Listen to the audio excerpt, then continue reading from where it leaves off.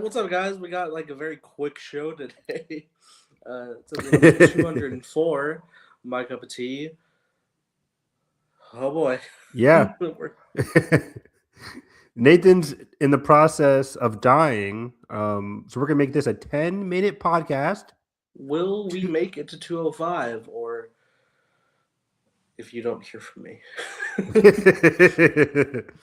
Nathan, I hear struggling. Mm. But I couldn't go another week. And this is so bad because I really wanted Nathan's thoughts on crazy thoughts on Monarch. I've been holding it in for a week to like talk about the greatness of Monarch season 2. Yeah. This finale was excellent. And the whole season, let's start off with Monarch, then Daredevil, then the boys. Let's get our finales out the way. This is our last week. Darth Maul was this week as well. Yeah. So a lot of finales starting next week. Everything's gonna start clearing out for our schedules and stuff like that. Only having to talk about the boys and stuff like that. Until Spider Noir, until another thing. True. Until they build another ship. um, Until they make a bigger show. are we gonna be here talking about the bear? I But need to watch the Gary, yeah. me too. I need to watch Gary. Tuesday, I was like, "Oh, I'm gonna watch this tonight," and then like Tuesday, Wednesday, Thursday, Friday happened. I'm just like, I'm still here. I'm like, I'll watch But more Ted Lasso. I just been watching anime and like playing games. I'm on my gaming streak right now. Everybody play that new game Sorrows. It's really good so far. Um, anyways, Monarch season 2, dude. Rodan, Rodan, it's Rodan, right? Rodan, yeah. Oh my gosh, I was losing my mind. I'm like, wow, like season one all about Godzilla. Season 1 ends with King Kong. Season 2, we get some King Kong, Godzilla stuff going on, Titan X in there. But season 3, just in general though, the big thing here, like Rodan and the possibility of getting a season 3. Hey Sonia, hello Sonia, thank you for leaving a comment. Hello Sonia. I think Sonia has us on notifications. That's like good shit. Everybody get us on notifications. Yeah, ring that Leave bell. a comment. Thank you. Good Ring to see you, that Sonia. bell. But yeah, the big part here is that like we're actually getting a season 3. The whole season, I'm like, is this it, Nathan? Are we done with Monarch? It's an expensive show. It gets good viewership, but I don't know if it's great viewership. I know I see it on my Apple TV top 10, top 3 every week, but like that's like the new show. Like it's hard not to be in the top 3 if you're a show coming out weekly. I always get on Apple TV. I'm like, how is John Hamm beating Godzilla every week? You answered your own question. It's John Hamm, motherfucker. All right, put him in the Monsterverse then. What are we waiting for? Please do. That'd be awesome. But yeah, my dad, and my mom love that show. I bet it's like a parent kind of show type shit. But yeah, just getting a season 3 is very, very, very appealing to me. Granted, we've been here before. We played these games before. It doesn't matter how a show ends. The network can just be like, yeah, cool. Like, whatever. Does Apple do that? Apple doesn't do that as much as other studios. Like Disney fucked me over with Willow and The Acolyte back to back, really crushing my fantasy heart. And now you're going to Celebration. They still got $300 something out of me. Let me see. Netflix does it a lot. Oh, no problem, guys. I wanted to ask, have you guys watched Wicked Part 2 for good recently? And are you guys excited for Star Wars: The Mandalorian and Grogu movie coming out May 22nd? Hey, thanks for the questions. Great. Thank you for the question. I have not seen Wicked Part 2 since theaters. How about you, Nathan? Have you watched it on digital at all? Yeah, I got to see it. I got to see it a couple times in theaters, and I watched it at home. So I've seen it like 3 times. Yeah, seen it. I had a pretty good time with it. I'm a weird sucker for like grim, even in ending senses. Not always, Hunt for Ben Solo. Let's get it. But for here, I was familiar with like people were a little less positive on the second half of the play, but I think they adapted it in a pretty fun manner. I love the reprisals from the music of the first one, and I thought all the performances were wonderful, and the visuals, even if the color doesn't pop as much as people want, I still think like look really good design wise. So I had a fun time with it. Still prefer part one, but I had a really good time with part two. Uh, to you, Evan, on those thoughts, and then we'll talk Mando for a second. Yeah, I'm not the biggest fan of Wicked Part Two. I think the music isn't as memorable as the first one. Um, yeah, the music isn't as memorable. The story is kind of like trying, and I remember we talked about this. Like the story is trying to be its own thing while also interjecting like its connectivity to Wizard of Oz in its own way, but it also gets I very think messy. I think we differed on that. I think you felt like it was like maybe like shoehorned in a sense, but I was like very appreciative that it remained the backdrop and it didn't like pull away focus from just you know Glinda and Elphaba because it would be like, oh, Dorothy True. landed, but like she's already like leaving the scene as we're coming to. Exactly. I mean, it was difficult for me because I'm like I also like I want to like the story that's being told, but at the same time they are interjecting like everything with a lot of the supporting cast. I mean, that kind of bogged down the supporting cast in general, like the stuff with the prince, or I forget his name now, Jonathan Kiara. Bailey's character. Like his main arc is really pretty much connected to what's going on with Wizard of Oz, him becoming the Scarecrow and his whole anger arc kind of thing. I just didn't vibe with it as much. Well, I think the best thing about it though is still, uh, you know, Ariana and Cynthia's relationship, their dynamic. That scene at the end really, really, really hits. Didn't love the movie, but like that dynamic is just peak. You can't really replicate it at all. Um, That said, I will watch more movies because there's more books to adapt if they want to do it. they're not doing that. There's no way. It's three more books, Evan. Oh my gosh! Did she come back like to try to save the day or something? Like, oh, where do you go from there? I think the next book is about her son, Okay. Elphaba's. But even then, I heard like the book is way different, isn't it, from like what we got in the movies? Well, yeah, sure, but they can tweak as such. I don't think they would even like go for a fourth because that's all from the perspective of the Cowardly Lion, like on its own. But God, Emperor, Wicked. God Emperor Oz, Oz um, Emperor. and then being excited for Star Wars, I'm not too excited for Mando and Grogu. I am hopeful though, because I think Josh is one of our friends. He liked season 2 more than season 1. I've always been a season 1 of Mando over season 2, even though season 2 has got like a visual upgrade. Uh, I just wish when I liked it when Mando was like kind of like doing his own solo thing. And if they can do that starting in Mando and Grogu and then afterwards try and do like its own little thing, maybe. But they're not doing that because they got the whole Thrawn thing they're building up towards. So I'm just curious to see how Mando and Grogu can feel as like a one complete adventure. Because Mando season 2 and season 3 had all these different interactions that kind of felt like half baked. Um, but if Mando and Grogu tells a complete story and is fun, like has like that solo vibe to it, then I'm all for it. I'm all for it.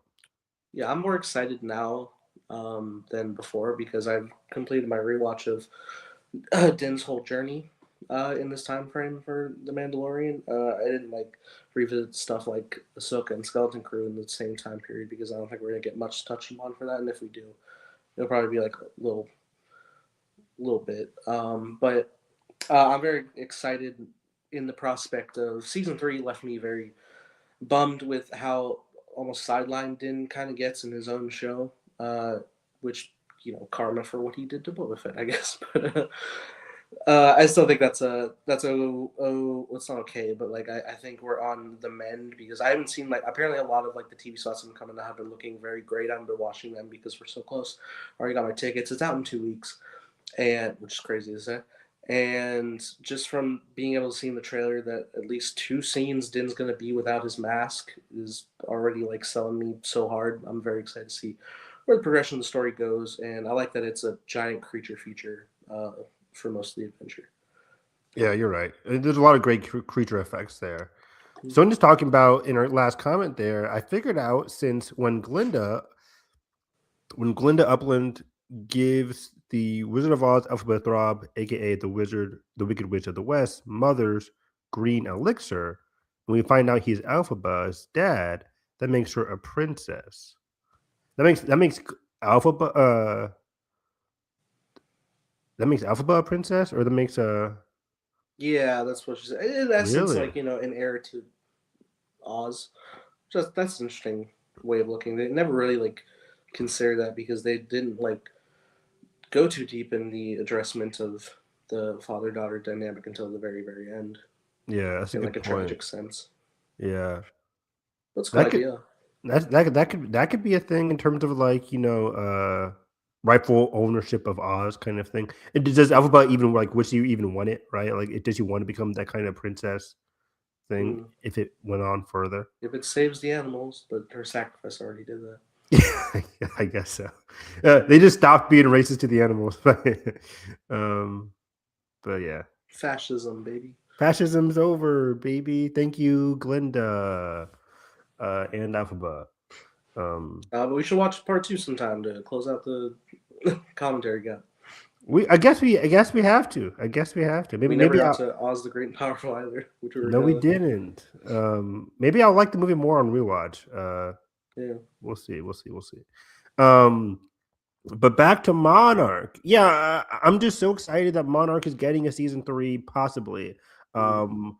Apple's already committed to this universe, giving it the spinoff with Lee, which I again is filming very, very soon. They confirmed is getting 10 episodes, just like the main series, having a very different tone to the main series. And people can go into it having not watched the main series, season 1 and season 2. Um, and I'm very excited for that show, and I'm hopeful that we can get a season 3. 'Cause I think it's a very, very fun, um, very, very fun show that is just balls to the wall, crazy, chaotic, and emotional and fun. Like, I really, really hope they pull through with the season 3, because there's just so much general excitement now with Rodan coming out, and getting into the meat of the finale. Nathan, Kate is unable to save Kintaro, which kind of goes against my prediction, where I was like, Mm. okay, in the finale, they're going to talk in that little exit chamber they were at the end of episode 9, and Kintaro's going to get convinced, and then together they're going to save Titan X and save the day. Wrong. Like, in the beginning of the episode, he just calls, like, he tells on her, like, hey, she's down here. Bye. I'm just like, oh, wow. Like, we're really doing this. Like, Kintaro is sticking with the bad guys. And then round 2, at the end of the episode, Kate tries to convince Kintaro. And again, he kind of tells her off. But Mm. both times, he's really focused on resurrecting, or not even resurrecting, just finding Hiroshi. And it's been a minute since I watched this episode, but I took some notes here from my recent skim through the episode here. Um, his main thing is, like, he knows Isabel is trying to monetize the rift, right? Like, Mm. Kate correctly calls her out, being like, "Oh, you want to, like, benefit off of your own time machine bullshit thing," Yeah. um, which is kind of like is what Isabel's going for here. She wants to monetize the Titan Rift, and for her own beneficial monetization goal, gain, whatever. Um, Mm. Kentaro realizes that. He's like, "Whatever. I'm focusing on saving Dad." And he never tries to, like, defend Isabel, but he's just like, I'm here. I'm in it to save Dad. He's like, I would expect you to do the same thing, Kate. But his plan is to pull him out, and we get further confirmation at the end of the episode. He's like, our dad went to Alaska, because Kate didn't know this, but, like, our dad went to Alaska, and that's where he was missing for over a year. Um, and before, like, we see him in season 1. um Kentaro's goal here is to pull him out from that point where he went to Alaska like 3 or so years ago. He says maybe there's a version I can still rescue. um and that's the Which same way. What? which that's a terrible phrasing. Say, oh, I could save a version of my family member. So yeah, but don't you want the one you knew? Right, and that's what's so hard, right? Like, and Kate says that is impossible, and it kind of is impossible. Even the showrunners have talked about like the time travel implications, and it's kind of exactly what we've said, where it's like you can't really you can change things from the past, Kintaro, sure, but Yeah. you'll be changing the present completely by doing so. Are you Um, resurrecting the soul, or are you rewriting it completely? Yeah, so it's like things will change drastically. Like for example, Lee could have talked to Keiko in the past. We'll get into that where Keiko was very upset by that. But Lee could have talked to Keiko. And Lee's like, I could have gotten you. Yeah. But then we wouldn't be here where we are right now talking about that, right? Like If it everything would weren't have for changed. Hiroshi's meddling kids.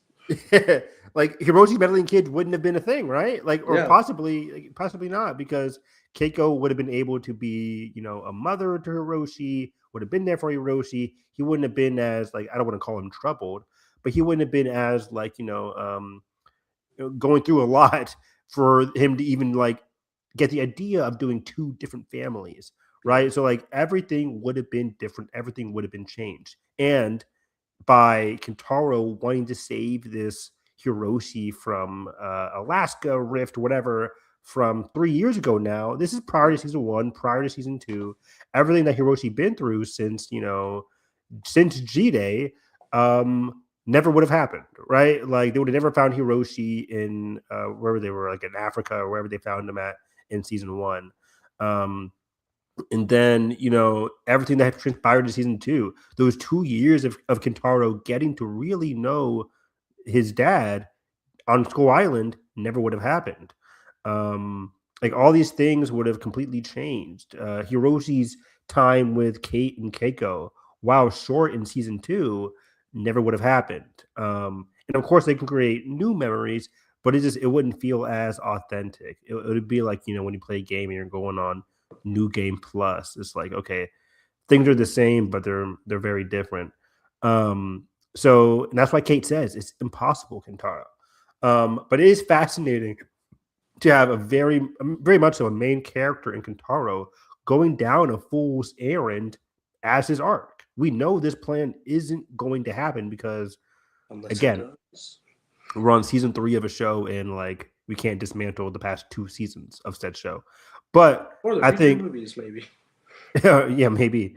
But the beauty of it is that like we get the show is so good at like pulling enough emotion out of it, of pulling a lot of emotion out of things that are doomed to not happen. Like I think one of my favorite episodes of the season is when Shaw has to like not rescue Kay, and he's just Yeah. like, "You're telling me I can't? I came down here to save her, and I can't do that." And I think that's still my favorite episode. Kurt Russell's to be like, I'm sorry, there's a path. Like, can you put a tracker in his belly for me? Yeah. He's doing all this stuff, but it is fascinating that again they're going down this fool's errand for season 3, but it's still very much compelling. That's a testament to the writing. Yeah. Yeah, absolutely.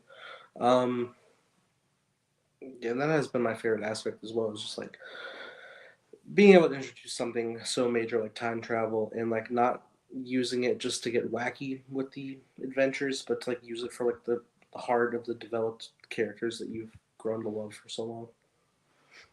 Exactly. Yeah. This show is so good at understanding what makes each character click and really getting down to like why these characters are upset, angry, what motivates them to do all these bad decisions. Like this season with Shaw and Zook, going down this rabbit hole of like, let's get Godzilla to kill Titan X. Was it ridiculous? Yes. But did it make sense for where their characters were post Hiroshi's death? Yeah, both of them were very much affected by Hiroshi at different points in their lives, and they felt Yeah. like this would be the best way to get their vengeance. Um, and but yeah, I want to fast forward or go back a little bit to another great scene where we got again Hiroshi and Kate, or Hiroshi and sorry, Keiko and Shaw talking about that. Where Keiko was like, "Oh yeah, me and Kate were able to replicate or communicate with Titan X on like an emotional angle. We even recorded some of the videos." And Shaw's like, "Oh shit! Like this is like the first time you're communicating with a kaiju like this. This is great, Keiko." And she's like, "Oh yeah, it's amazing. So what have you and Zook been up to? Like, what happened in the past? How'd you put the tracker on the Titan?" and he has to explain what I just said about like, oh yeah, I Yeah. was in the past, but I didn't save you. And again, he's right, but the emotion from Keiko is completely understandable. Where she's like, Mhm. "Why did you rob me of that?" I really loved that scene. She's like, "You're telling me you were there? I was waiting for you, for anybody to rescue me, and you could have saved me, and you didn't." And he has to Yeah. like, great performance from Kurt Russell. He just has to look at her and be like, "I'm sorry." Like it's such a great scene, and I don't even think he apologizes. He just like, I didn't. I had to do what I had to do. Yeah. It was phenomenal, phenomenal scene. Reasonably, he could have even told her what he told himself, just the fact that Kate Kintaro probably wouldn't have been born if they did. But he just kind Mhm. of just lets the emotions hit. He's not trying to get out of it. Exactly. He lets the emotions hit. Even if she is kind of like technically wrong, her emotions are completely valid. And because that was a beautiful thing of this season, right? Like, I go into season 2 thinking Hiroshi and Keiko are gonna have this beautiful arc. They've never really had that mother son, Yeah. aspect to their lives so far. And we get it for half the season, and he dies, which makes everything so tragic. Yeah. Um, and she could have had that. She the whole season, she's also felt like she just hasn't been there. And then Billy wasn't there. Why wasn't Billy there? And we just learned why Billy wasn't there. It still was bad on Billy's part, but he had a goal of really getting back to Keiko. And same thing for her. And I really think she just really has to sit with it and understand it. And I think even though it goes unsaid, I think for the rest of the episode, she is so driven to save Kate as like a vestige of like, I lost Hiroshi. I can't change the past, but I Mm-hmm. can change the future. I can save like the relationships that I do have. Because we just said, Hiroshi, Kate and Kintaro wouldn't have been a thing. So while they can't rescue Kintaro in this episode, I think Keiko's actions towards desperately trying to save Kate during the awesome kaiju battle is a testament to how much she is willing to push forward and create a new relationship with Kate, as we've been seeing in the past 3 episodes, where she's Yeah. been with Kate, trying to communicate on an emotional angle, really understanding who Kate is as a person and her empathy, which is something that Keiko relates to. I mean, that was part of Keiko's empathy and push to understand the Titans, discovery, and what is it, dream and discovery or whatever. Yeah. This is Discovery some Channel. what? Discovery Channel. Yeah, Discovery Channel. She's like, what? There's a whole channel based on my shit. Um, Zaslav. oh God. And WB. yeah, it's really wonderful to see that. But what did you think of that insane discovery and defense? That's what I'm talking about, D man. D-Man 1954. Let's go. That's the first year Godzilla came out, right? 54. Yeah. Okay. We got a real fan. 1933 was King Kong. Okay, I'm about to say, wait, what? We still never watched King Kong, right? In 33. We didn't watch that one yet. I don't think we watched any Kongs outside of Skull Island. Oh man, do we have to watch that 3.5 hour Peter Jackson Yeah, movie? I'm gonna make you watch the extended edition of King Kong. We got to like schedule off a whole afternoon. a long Okay. ass, a long ass movie. Um, See you next year for Fire and Ash commentary. that's different. That's exciting. Mm. That's great. But yeah, discovery and defense, which is something that like Kate has been so really like, even though she's been doing her own shit this season, it kind of alludes to why Kate and Keiko's goals in season 3 are, or like the ending of season 2 is so like fist pumpy, so exciting, because we're actually getting more like Monarch 2.0, like the shit that we got in the past with Yeah. Lee, Billy, and Keiko, which fans universally loved, that kind of is going to an end this season. We saw like a really well developed Billy arc this season, his legacy, how impactful that was. And at Yeah. the end of this episode, we kind of say goodbye to past Lee in a very weird but emotionally gratifying scene. Yeah. And Keiko again is like, moving from her past. Now, again, I said it all season long. Are we done with the 1950s flashbacks? But maybe not. Maybe not. Sonia says it's very similar to what happened to Simba in Disney's Lion King. He felt responsible for the death of his father, King Mufasa, when his uncle Scar lied to him about it. Facts. Facts. Yeah. By the way, Sonia, it's funny because I was talking about Disney with some of my students the other day. I am shocked how many of them like don't fuck with Lion King or like I didn't watch Lion King. I'm like, what is happening? These kids born in like 2017, 2018. That's like, a terrifying statement. Don't say that. It's like they just like don't fuck with Lion King, but they saw Encanto and shit like that, and Moana and Zootopia. But I'm like, guys, Lion King animation they can't get behind. Lion King, Tarzan. They're like, oh yeah, I remember that. Like they've heard of it, but they can't like get the names right. I'm like, what do we do? Everybody sit down and watch Emperor's New Groove right now. Right? I'm like, I bet you. Yeah, I should have mentioned that. I bet you some of them don't even know what that movie is or Treasure Planet. Like, come on. Man. But anyways, D-Man says, I truly hope that Kentaro will find a way to reconnect with Hiroshi in Axis Mundi, but Hiroshi won't go with them. Oh, shit! Shit! Yeah. They'll finally get to say goodbye. Kentaro go, oh, shit! I didn't think of this! D-Man! Oh, shit! Oh, shit! Oh, shit! That'll be great. And that'll be a great parallel, because again, I mentioned how if Lee went to Keiko would have been like, yeah, save my ass. Sure, let's do that. Because she wouldn't know like the future, well, she wouldn't know her own future with Kate and Kentaro. But Hiroshi knows. Like Hiroshi's smart enough. He knows like the implications. Same Sony. Same man. And Lion King 2 shout out by the way. But that would be fantastic. That would be a great character choice. I can easily see that happening. I can because we all know this plan is not going to work. But how is it not going to work? Gonna pull the Jonathan Kent under the bridge, but this time it's Titan X is about to like swarm over because it's actually Titan X coming home this time, so he has to die twice. Oh man, that would be crazy. Titan X guy. Kate apologizes that Kentaro didn't get to say goodbye to Hiroshi during the funeral. This felt like a really important thing for them to bring back up. Wait, bring that comment back up again. Let me look at it again. Yeah. Kate apologized that Kentaro didn't get to say goodbye to Hiroshi during the funeral. Yes. Okay. Yeah. Hiroshi also tells Kentaro that he was in Axis Mundi for a reason and even thanks him for giving him that year back. Man. Oh, man. And this is great. Yeah, there's layers to this. This. This is great because Hiroshi, by the way, just fantastic actor. If you haven't watched, what's that one movie we liked with Brendan Fraser?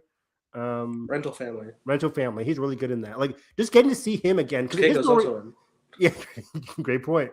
Because his story very much is unfinished in terms of like his impact. Billy had a great arc this season. He was in the past 2 seasons, but I think Hiroshi has a lot to give. And if we're done with the flashbacks for like Billy, Lee, Keiko in the 1950s, we could use season 3 could use flashbacks based on like Hiroshi. Like we got that one where he's like in the hallway of his apartment with the phone call. That was solid. Like I would want more. Like every episode could feature a flashback with Hiroshi in the present day. Not present day, but whatever.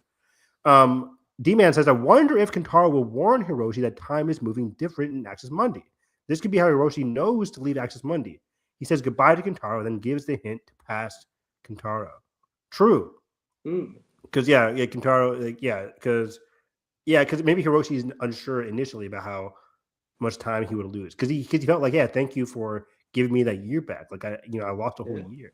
That would be fantastic. And I think one of my favorite scenes this season is just a short scene between Hiroshi and Kentaro on Skull Island where they're like sharing drinks with each other. Like I really love a simple scene, father and son scene like that.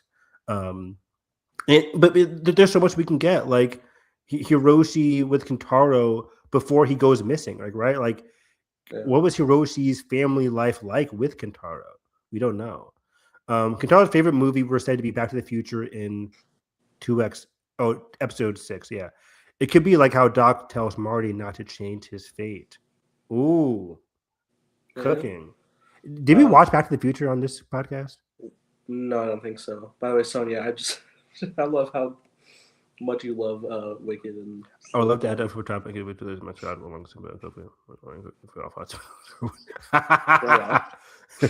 shout out to Kovu, my dog. Yeah. And it's crazy how, we we got the freaking Scar backstory movie from whatever Mufasa Lion King. Mufasa. Yeah, I'm like, give us the continuation of like post Remember? Liking 2. Do you remember in 2019 we're gearing up for the first live action and like, oh my god, the final soundtrack song is "He Lives in You." Oh my god, are they cooking? And it's like in the end credits. It's in the end credits, and like not even like the first song in the end credits. Like they play some other song, then they play "He Lives in You." I'm just like, that's the best song on the entire soundtrack. And for that, Jon Favreau owns me a good Star Wars. Mando and Grogu better end with "He Lives in You." Like a Huttese version. It won't make sense, but yeah, give it to me, man. Give it to me. But yeah, thank you, money. Like, just... thank you, D-Man, for those comments. That's cooking. I didn't even think about that. Yeah, but I can easily like if that doesn't happen now, I'm slightly disappointed. Basically, we need to watch Back to the Future commentaries. We do. Because I can see that happening. It's like, hey, don't change my fate. Like, don't change what's meant to happen is meant to happen. Because he wouldn't know about like the things that transpired in season 2, but in season 2, his arc was like getting over his difficult childhood and his relationships. And I can definitely see that coming to a head with Kentaro. That could be a very emotional scene. And I'm excited to see Kentaro get some good shit. Because he has a little bit to do in this season, but if I had to make any qualms with this season, I wanted more Kentaro with the main party. Yeah. Because again, even now with Isabel, it's like, why is Kentaro here with Isabel? Like, it's pretty thin. It's pretty thin. Oh no, she's not. But like, yeah, but again, the main crux is getting that, getting with his father. Thank God forgave so much of the human element of the show. I'm so in love with it and just ready to find people engaging deeper with the non-kaiju. That's why we're here. Like, yeah, these are the best characters in the Monsterverse, bar none. Bar none. I love these characters so much. In season 1, which we like, these shows aren't perfect, but like the human element is so messy. But people are like, oh, the human element sucks because it's messy. No, it's great because it is messy. It's great because like these people are making irrational, emotional decision making that is fun to evaluate and talk about. May has no chill, man. May has no chill whatsoever. May's decision making is wild, but I love May. I love Korra, and I'm excited to see. Yeah, I love that. I love seeing how much Tim has stepped up. Remember, we were watching season 1. We were like, "Who is this guy?" like a side character. I still contend they didn't know how to write Tim at the beginning of season 1. They were like, is he a bad guy? Is he like, what does he do? But like, he slowly morphed from like a goofy Team Rocket person to like an actual compelling character. And even by the end of season 1, we're like, yeah, he's right. Like 90% of the time, Tim is right with what's going on with Monarch. And I'm excited that he's going to be leading Monarch 2.0 here. Yeah. For all the people saying, we're all the monsters in the show called Legacy of Monsters, right? Come on, Legacy. Anyway, Rodan's back. Yeah, Rodan. But like, this is why the show is so great, because like we get to geek out about Rodan at the same time talking about like the great character moments in the show. Yeah. It's about how the monsters impact the humans. Exactly. The drama is a legacy the monsters have left, and Keiko and Lee only get together due to the encounters with the monsters. Exactly. Like the Keiko and Lee drama is peak. Is it messy as hell? Like, yeah, it is. But like their relationship with like the monsters and just like, again, Keiko's whole prerogative is based on that, and like her whole relationship with Lee as well. It's great, Lee and Shaw. But yeah, like Rodan, what are your thoughts as like a huge Monsterverse kaiju nut, whatever? Rodan's back. How does this change the landscape for season 3? And I do want to mention like one of the last lines I thought was very good on my rewatch here. Where is it? Let's see here. Isabel. Yeah, they say when Lee is talking to A Wood at the end of the season, he says, A Wood says they went looking for a map that could. They believe that that map is a key to opening a door to everything they want. They are willing to risk burning the world down to get it, to get this rift or whatever. I think the key phrase there is like they are willing to burn the world down. Is that a clue to like, again, Rodan burning, like they're willing to burn the world down. They're willing to unleash like Rodan to get what they want, or is Rodan not going to be this like antagonistic creature are we thinking about it differently? Like what do you think Rodan is going to be? Is it going to be like Titan X, where they have to like chase it around all season, or is the show going to do something different with it? I'm not really sure. Okay, so I may cook for a second.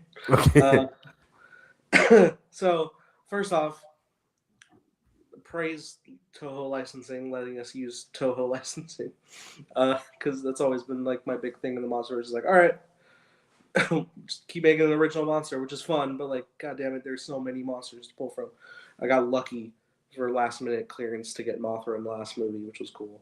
And granted, it's just Rodan again. It's not a new monster. It's still breaking fingers, but this is cool. This is great. I actually rewatched King of the Monsters like a couple days ago, because that's where we're presently leading to. And that was interesting functionality in knowing that Rodan's back, because by the time we meet him again in King of the Monsters, he's like dormant in a volcano that is also like has this like locked away like cap on top of it that they end up opening to unleash Rodan, because Vera Farmiga's a little crazy in the movie, but Really? really, but yeah, I was watching. I was like, I don't know about the human plot, but Oh, by the way, sorry to interrupt. So the big question is like, is this the same Rodan, or is this like the mother of Rodan? Like, I don't know what no, the I creators think have it's I said. think it's the same one for It's the sure. same one. Like they're like, does that go against canon or whatever? I don't think it will. What's up, Draven? What's up, Draven? I'm also waiting for a guy again. I would love to get some Gamera clearance, not Toho licensed, but would love to get that crossover. Yeah, no, I don't think it's a break of canon. Let's actually see what D-Man has to say here real quick. Great line. Rodan's the only kaiju that we know is born of fire. He's also the wild card, so he could go either way depending on if he gets what he wants out of it. Ooh, okay. Yeah, that was that's interesting because yeah, there's been a couple.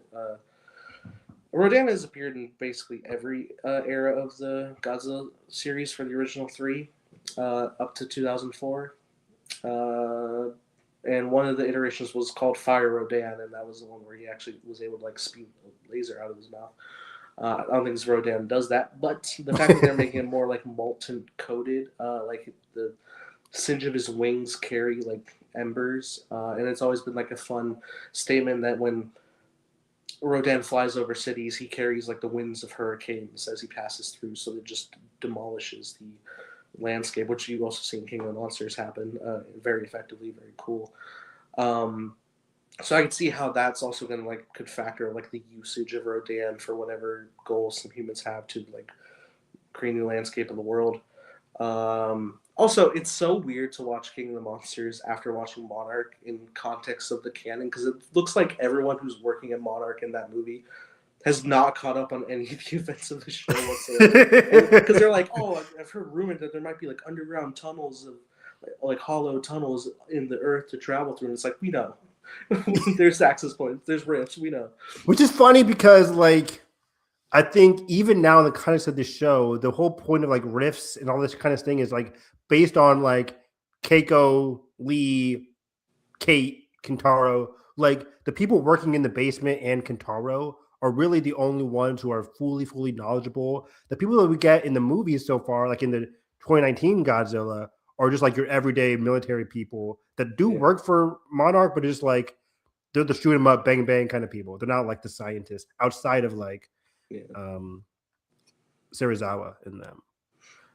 D-Man, I'm a huge Godzilla nerd. Rodan being out before 2019 is a surprise, but doesn't break canon because they have left his lore so vague in the past. All we know is that he needs to go in a volcano pre-King of the Monsters.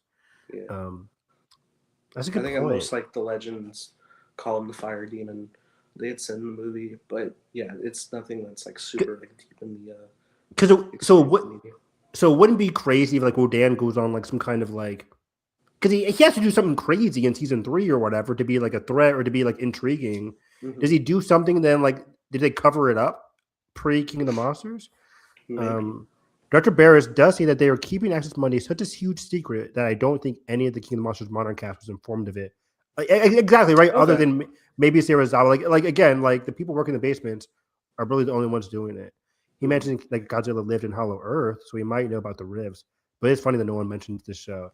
Yeah, and it's a thing we talk about with Star Wars, right? Where it's just like, well, you know, It was created post the show and like, but the writers and I think the showrunner. I was watching an interview on Collider. They know where they're at. They know like they have a lot of ramp, a lot of room between Godzilla and King of the Monsters, a lot of gears, um, and they know where they're leading up to. They know like how to connect things and make it make sense, which is why they say like the whole time manipulation thing is like can't really work. Um, but it is so interesting that they know, like, I'm confident that they know what they're doing in terms of like timeline, and they're not going to make up things that wouldn't make sense for even the movies. No matter if you liked King of the Monsters or didn't like King of the Monsters, it's like they know they're not trying to break canon and all that kind of interesting stuff. Yeah, but I do find that interesting too. Granted, I'm sure, yeah, Rodan can be his own personal threat within the context of the series, but it is interesting. Like when you watch King of the Monsters, Rodan is not a very like imposing kaiju in the sense that he bows down to Ghidorah and then Godzilla, like back to back. Like he doesn't feel like he has his own like own personal origin. It feels like he's just like, oh, don't hurt me, big cowardice in a sense, which is fun characterization.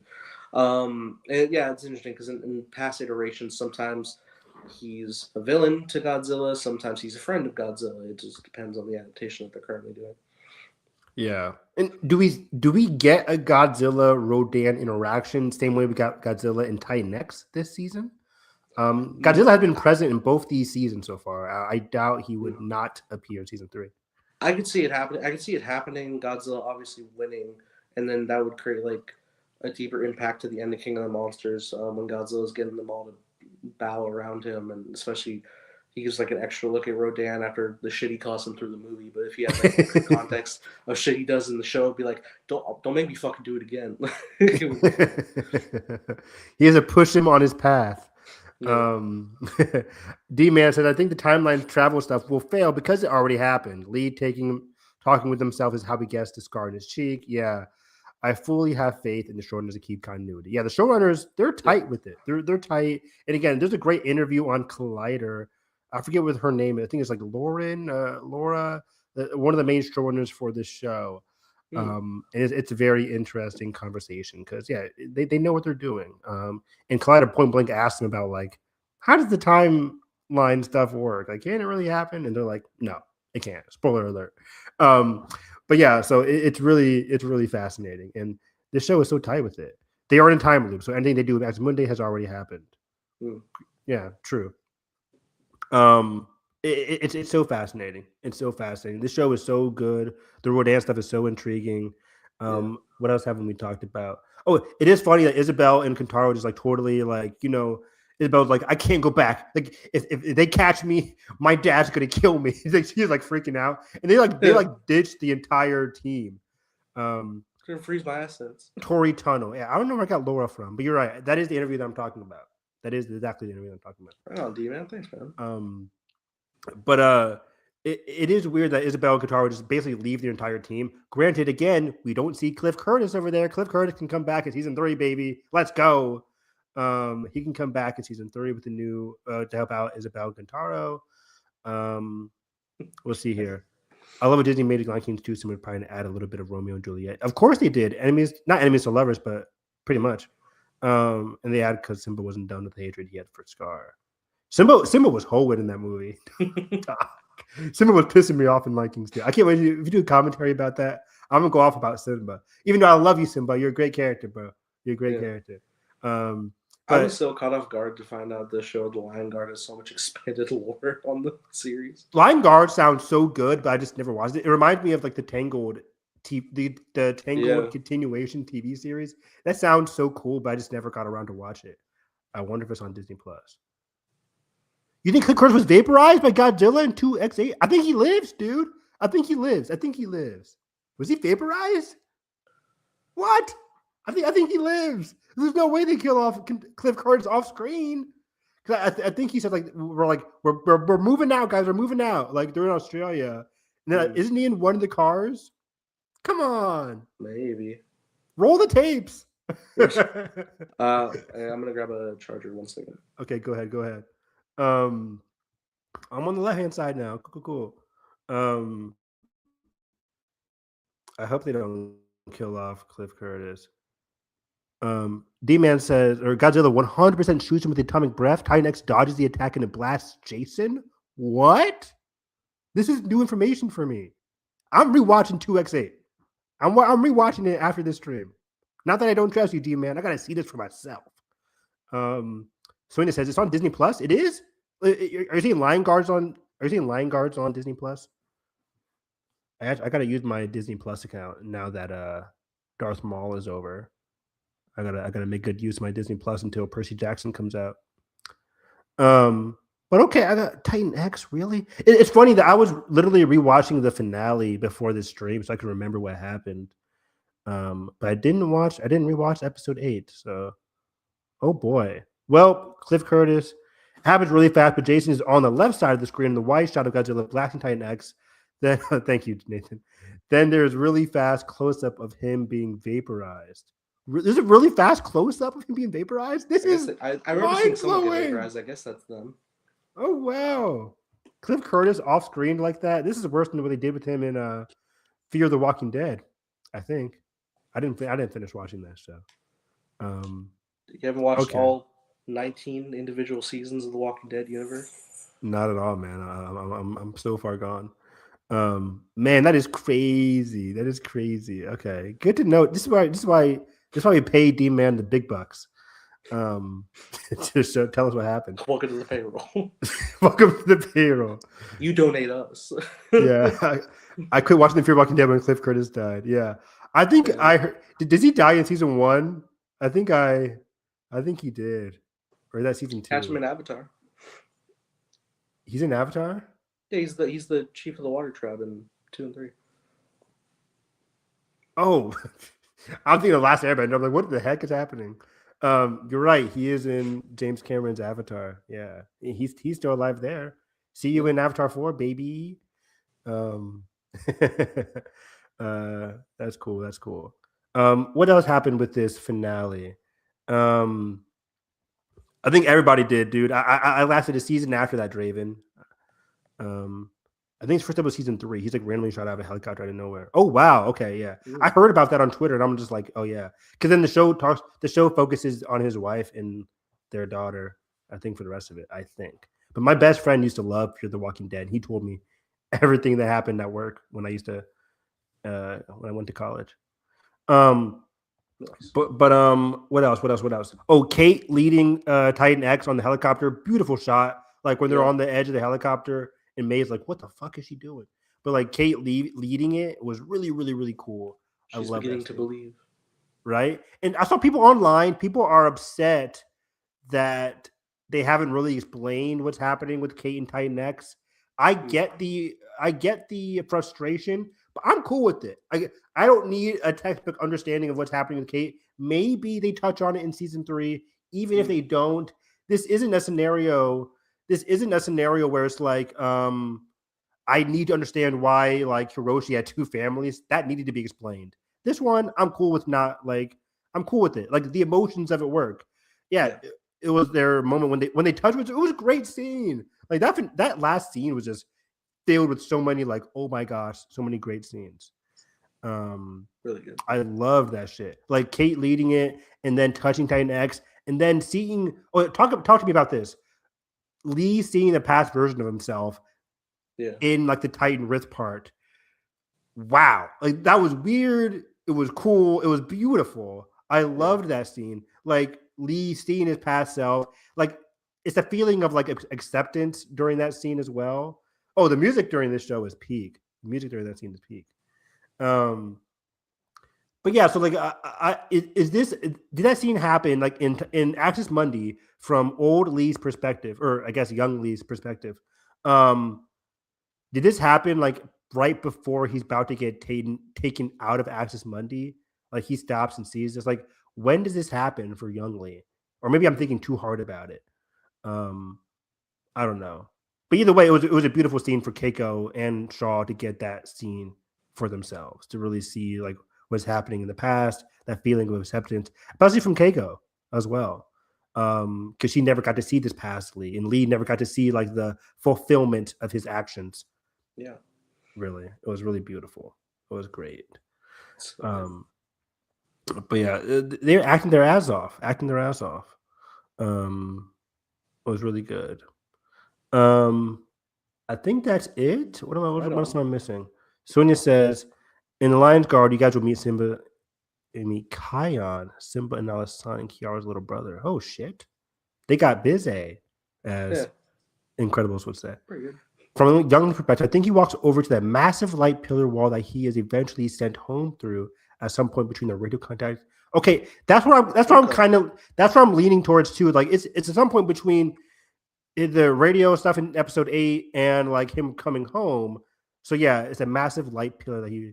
Yeah, that makes sense. That makes sense. Okay, because like there's only a certain amount of time. Like what is happening for this? But it is a wonderful scene, a wonderful, wonderful scene. And again, the same way I talked about like Billy getting his like good ending in episode 9, like really got a great ending for young Shaw here.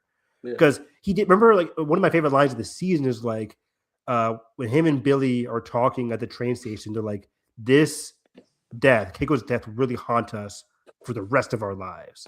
Yeah. And for Lee to get a shot of Keiko at the very end is beautiful. Is really, really beautiful. Because like, okay, Yeah. this haunted me so much, but now I can actually breathe again, right? And all this happens before he goes back to the present, like which is so funny. Or I guess Yeah. like the 80s. Last question for this episode. Do you think everything that transpired here with like episodes 8 and 9 with young Lee, is this going to have an effect on how we see him move in the Cold War show coming out I think next year? so. Hopefully next year. I definitely think so. I think so too. I think so too. I think so too. I'm not sure if you ever follow up on the past trio. I think I'm with you. I think they always could. They hunted many Titans off screen. I'm happy with the ending. 100% D man. I think there's only so much before you start getting like repetitive. Even though again, I would watch a show of like that young trio running around Ghostbusters style with different kaiju. I would watch that 100%. But in the Yeah. context of this show, where it's all about like Kate and Kentaro, I think what we got here is good.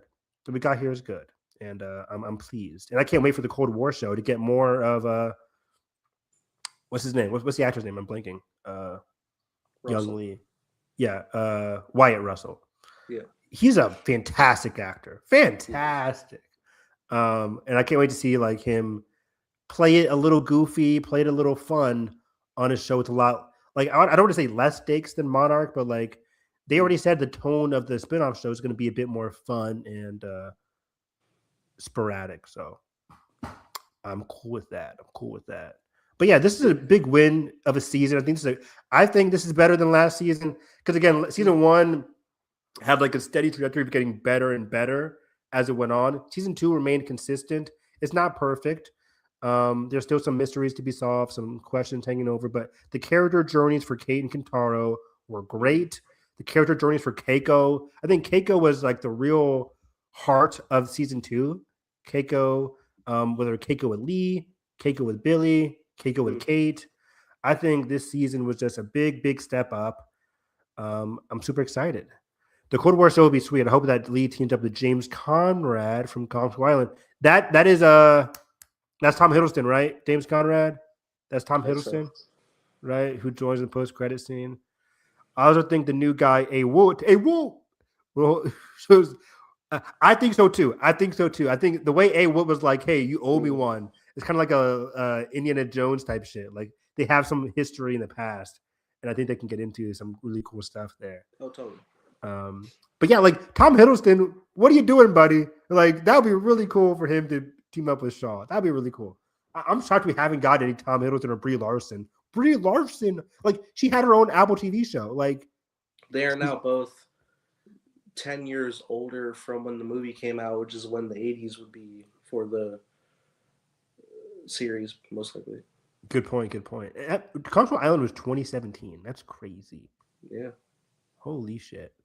But yeah, like we could really start using those characters, and maybe Monarch season 3. Last comment. Maybe they can head into. We can finally get some Serizawa stuff in season 3. Maybe, because we have not gotten that yet. I need Corey Hawkins back as the head of Monarch and Cold War show. Is Corey Hawkins the head of Monarch? Did I miss something? I don't recall if he's the head, but like, yeah, he's in the post credit scene with them because he works with Billy, in Skull Island, all the way from the beginning to the end, Oh, and duh. You're right. You're right. You're right. You're right. his character pops up again in King of the Monsters, but played by an older actor. It's the actor who plays Miles Dyson in T2 and Cyborg's dad. Okay. Okay. Okay. Okay. Yeah. Same character. Same character. Yeah. Huck was the man working with Rhonda in Skull Island. Yeah. Yeah. You're right. You're right. When Bill dies, he takes his position. Okay. Okay. Talk about About a legacy of monsters. right. Talk about legacy of monsters. Moving on up. People be dying in Monarch, and you're just like, hey, now you're the boss. Like Monarch is a crazy. He want you to have it. He want you to retire. I haven't seen Corey Hawkins in a lot of stuff recently. Where's he been, man? Like post Straight Outta Compton in the Heights. He was great in the Heights. Yeah, where about in the Heights sequel at, man? We do the commentary. Do we not do what? Do we not do no? That is the endless curse of where you're like, I saw the thumbnail. You did. I made one. You didn't stream. I love In the Heights, man. Corey Hawkins, man. That's crazy. Like the act of Nathan creating a thumbnail has created an alternate reality where I think we watched the movie together and we didn't. Top 4 show or top 4 movie of 2021. Fact. I'm excited for Lin-Manuel Miranda's next movie he's actually directing. Yeah. Did he not do that? Oh wait, no, that wasn't even Lin-Manuel Miranda. That was John M. Chu. That was on Chu. I'm going crazy. Nice See Me 2's John M. Chu. Fact. Or Top Gun 3's John M. Chu. Maybe. Yikes. Oh, I got my tickets for Top Gun and Top Gun Maverick for a double feature on Wednesday for both IMAX. Back to back. I'm excited. Wednesday, Nathan. Wednesday, May 13th. You're gonna miss out on Survivor Wednesday. What are you doing? No, because the showtime will end before 7 p.m. Oh, damn! You watching both of them before 7? Damn. Yeah, but then I'm also going to watch the early access screening of Obsession in Dolby. Nice. Okay, I'm watching Obsession next week too. We can talk about it on our podcast. I'm excited for that movie. It's gonna be good. Will I ever get to Mortal Kombat 2? I want to watch it. Yeah. You probably be too sick to go tomorrow. Yeah, no. Yeah, yeah. No. Be like, oh yeah, there's popcorn. Oh yeah, it hurts to eat. What have you been eating? No, it's a weird thing. Is like for some reason when I'm like eating food, like it seems to like open the passageway fine, but when I'm just chilling and I'm just casually swallowing, which I subconsciously just do, I'm like, it hurts. Oh god. Yeah, I know that feeling. Especially if you eat hot food, like it comes down a lot easier. Yeah. But yeah, let's talk about. Let me make sure we're good for Monarch. I think we talked about everything. Luckily, there's no big things to hit on another finale. Yeah, I know, right? I know. But yeah, we gotta rewatch Monarch before the spinoff show comes out. We gotta do our commentary of every single episode on this podcast, just like we did for season 1. So if people want to know our thoughts on season 1 and some of the early issues with that show. And then we could do a commentary for all the seasons of Shrinking. No. No. But I will watch Shrinking. I know. I will watch it. I'm gonna time down and make you watch it. I will. I watch TV, you motherfucker. Not that one, apparently. Oh my god! Wow, Nathan. When he recommends you a show, he wants you to watch it on the dot. He wants you to watch it like the next day. Give me some time, bitch. Go watch Lucifer, man. Do it. That's like 20 seasons. I'm good. It's 6. It's fine. It'll be fine. But yeah, let's talk about Daredevil. Daredevil. Daredevil. And Daredevil. Nothing really happens this episode, right? Nothing major really happens. I fucking fell out of my chair. This was fantastic. This was a great finale to a really good season of Daredevil season 2. I would say great season. I wouldn't say really good. I would say a great season of Daredevil. A step up from season 1, obviously. Punisher shows up. Spider-Man showed up. My God, they got the rights. They did it. Right, for 100%. Iron Fist saved the day. Big time. He beats Fisk. Decapitates Fisk. It was insane. Come on, a joke. We all loved it. I wish.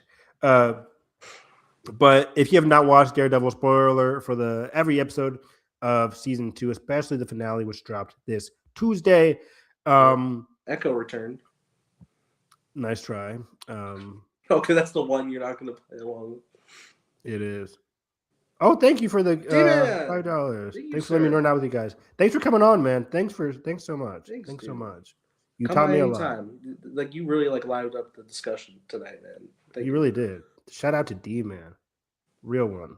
Man, I want to know what deal Fisk took to get the hook because he could have a lot of Draven. Let's talk about that deal. Let's talk about it. He definitely didn't. He definitely didn't bring it up and took the deal before they got it. Yeah. Just slipped away. They were just like, get out of the city. Leave. Oh, you're behind on Daredevil. Okay, go watch it. It's great. Yeah, but have a great night. Have a great night.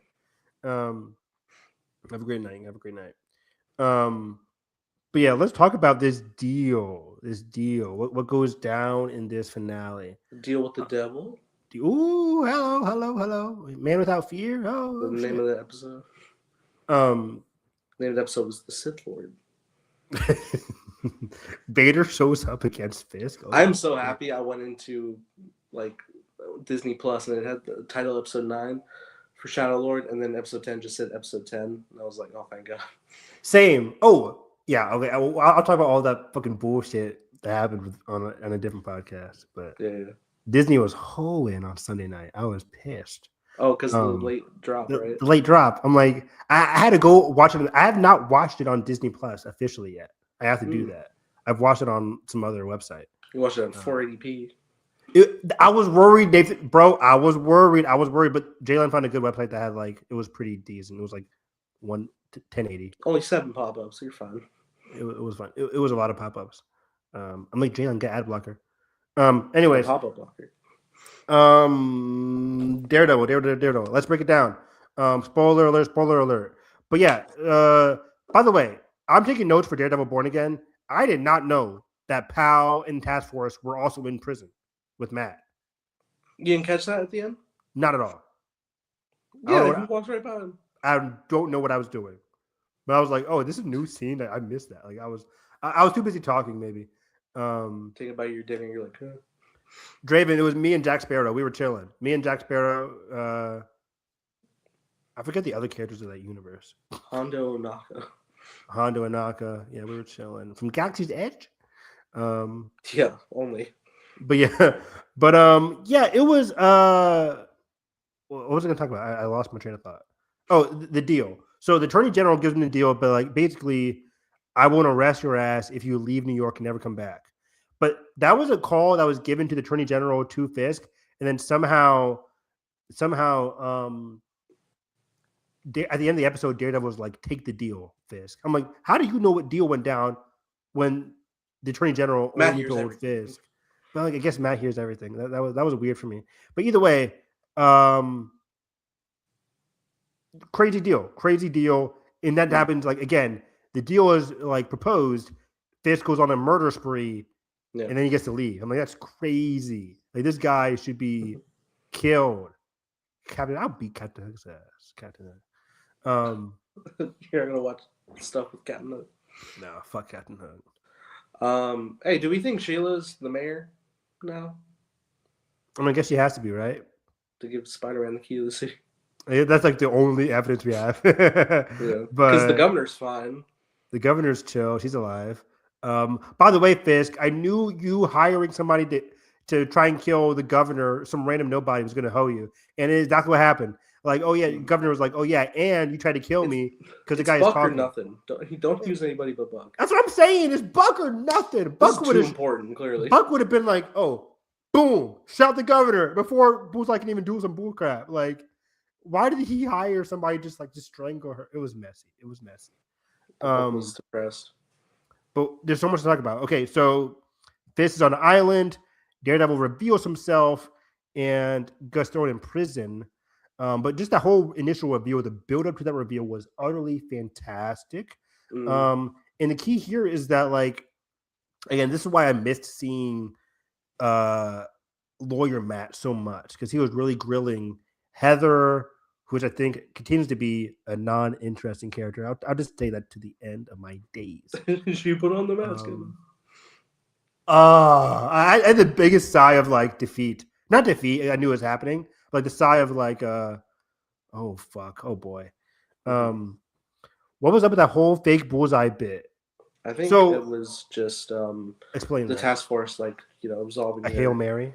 Yeah, yeah. Well, I think it's just like, well, clearly the intent by like the round trip of it is that they were going to assassinate Matt, I guess, which would then in turn be to the public Daredevil. But and they would have ended up blaming it on Bullseye because that's a good scapegoat for the task force. But lo and behold, Bullseye actually takes the stage. I think that's it. I think they were trying to shoot Matt, not Fisk, obviously. Mm-hmm. Um, Could have been for Karen if they won fair and square to them. I yeah, don't know. Matt or Karen. The point is, it was supposed to like stoke fear towards vigilantes, which is what the case was all about. The fear of vigilantes. If Bullseye does this, he is on a yet another killing spree.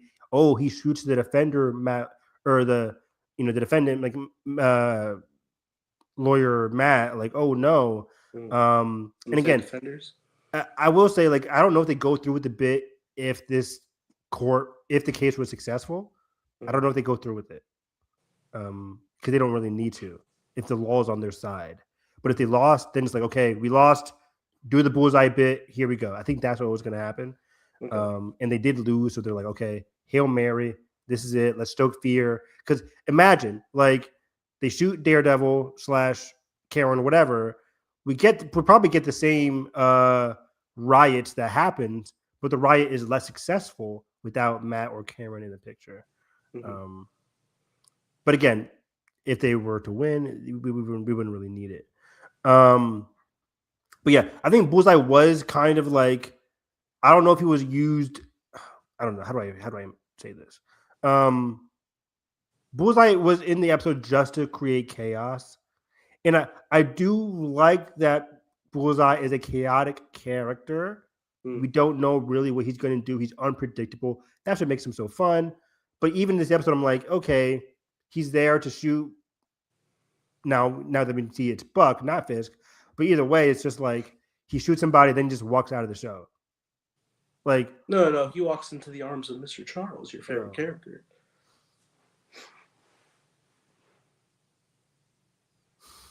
Do you I'm think you not. could come around on another No, season of Mr. no. Charles more than you'd have Heather? Honestly, do I say this? Yeah, I don't even know if I believe it. But Heather is a more interesting character than Mr. Charles. Okay. I think bar none. Heather's a more Mm. interesting character than Mr. Charles. Mr. Charles was a mistake. I'll just say it. I think it was a mistake. And his whole usage of this season was just to get Luke Cage and Jessica Jones involved in the show, point blank, period. And I think even that was messy as hell because it still makes no sense. Let me regurgitate my argument from last week. You were supposed to hire Luke Cage in order to defend Jessica. You then don't defend Jessica. You hire your men to go after Jessica. And then Luke Cage just walks back at the end of this episode like, I'm back. I'm like, what happened? The whole Jessica, Luke Cage, and Charles thing is convoluted. It makes Mm. no sense. It just makes no sense. I really think they had the men attack Jessica Jones just so we can get an action scene with Jessica Jones. And then But there we was get another action with Jessica Jones in the same episode. we do, but like to give her like a cool intro, like, hey, don't mess with me. I'm back, bitches, kind of thing. And it gets her like angry at Mr. Charles. But him attacking Jessica just makes no sense if you already had Luke. And then Luke just walks back because like, oh, I guess they hired somebody else. I'm like, or you figured out that hey, they attacked Jessica, which broke the deal, and that's why you're back, Luke. But whatever. Are we ever going to know what Luke was doing to Mr. Charles? Probably not. Or maybe they do, since he's going to be in season 3 as a main character. That's what I'm saying, Draven. Yes, it would have made way more sense if Luke had quit, and that's why they go after Jessica. That solves everything completely. But Luke was didn't still I say that last week? No, they didn't. No, they didn't. No, they didn't. No, they didn't. No, they didn't. No, they didn't. No, they didn't. Didn't I say that? Didn't I You said that. suggest You said that that. he stepped out of line and that was like a warning thing, but they went too far. And that's why Mr. Charles was like, "Oh, I didn't mean for him to do." But we're making up headcanons. I'm making a headcanon. I'm going off of the information they gave me. But none of the information they gave us alludes to Luke Cage You going didn't know off Powell book. was in prison. You don't know. Wow. I need Powell to die, dude. I really need him to die. But we're getting this is based off a comic book, right? Like Daredevil in prison. I forget what it's called. I think it's like the Devil in Cell Block, something like that. D, whatever. Yeah, D Block or something. Yeah, D Block. Yeah, but it would have made sense. Luke had quit. Yeah, I mean, yeah. I just. yeah. Anyways, I was rereading Daredevil. Where's Danny Randon on? And yeah, I think they're going with Luke Cage running for mayor next season. Right on. That'd be cool. Luke Cage versus Sheila. 2 black mayors. Okay. They do the mayor boxing match again in the cage with Cage. Oh my gosh, she was like, that'd be very problematic. But I don't think they'll do that. Maybe they just have a healthy debate. Yeah, that'd be cool. Yeah.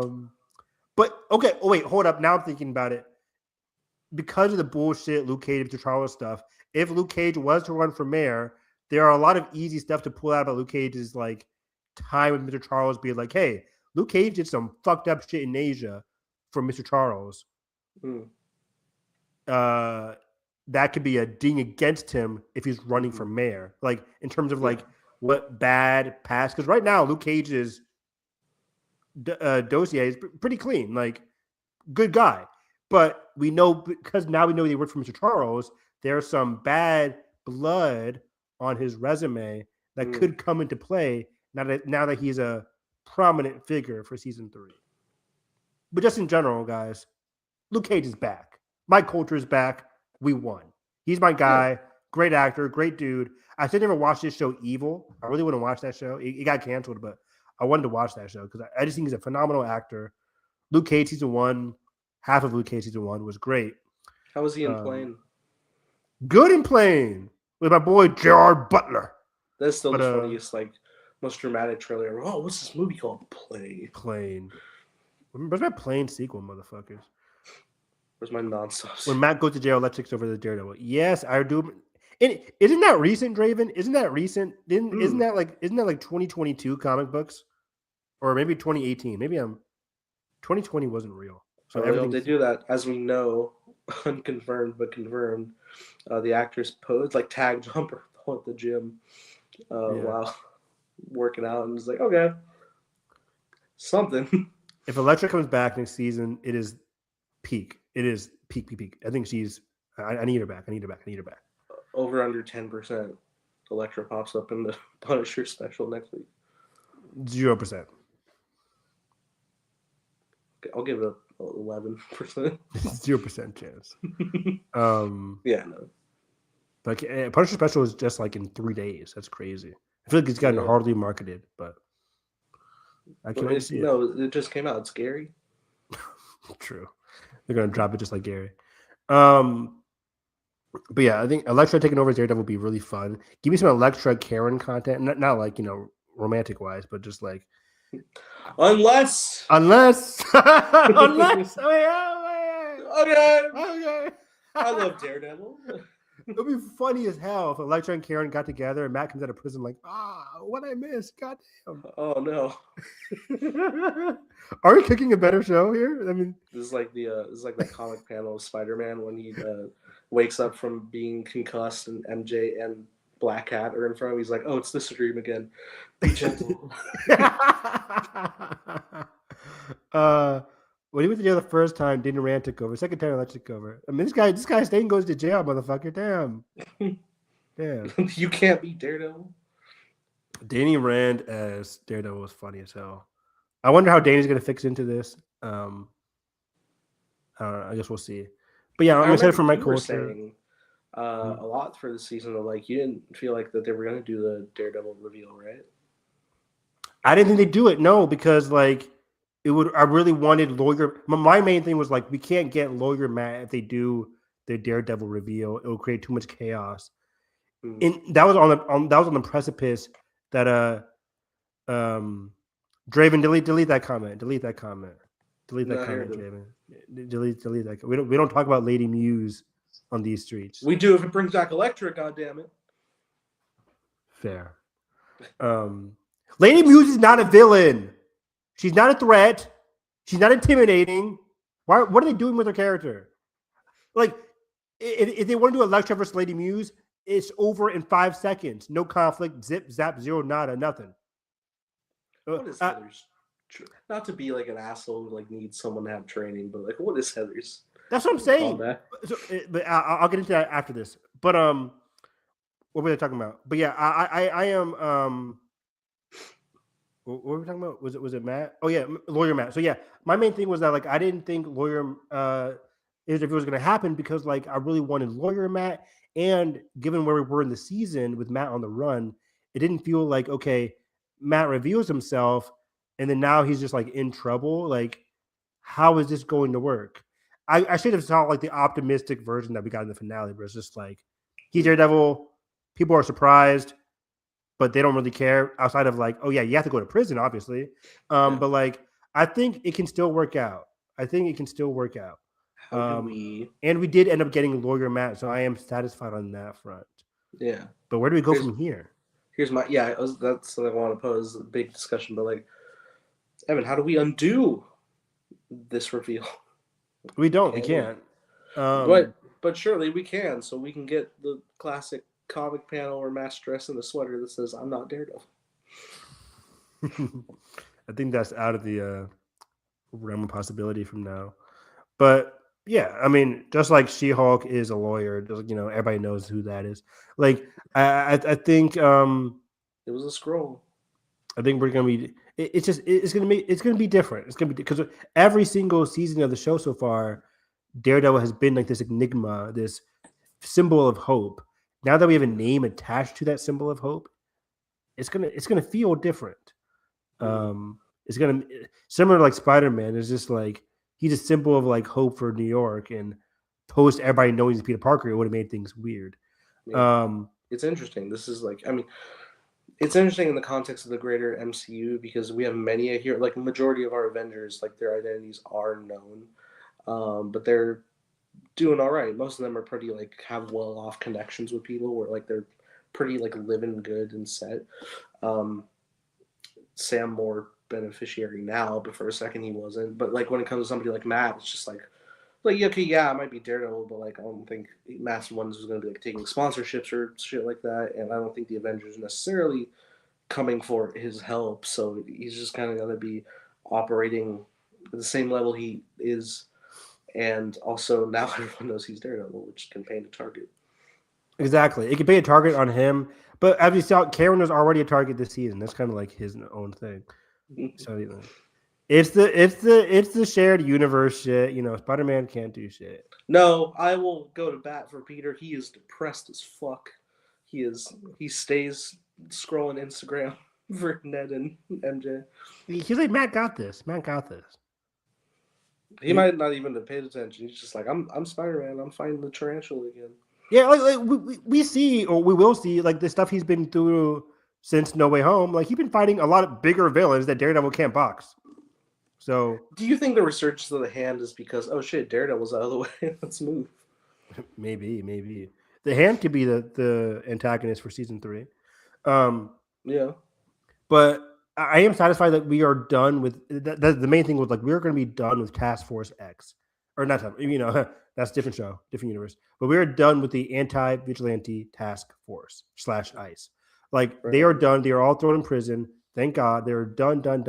And that was like the big arc this season because like this reign of terror has to end this season, and I'm satisfied they ended it in a very good way.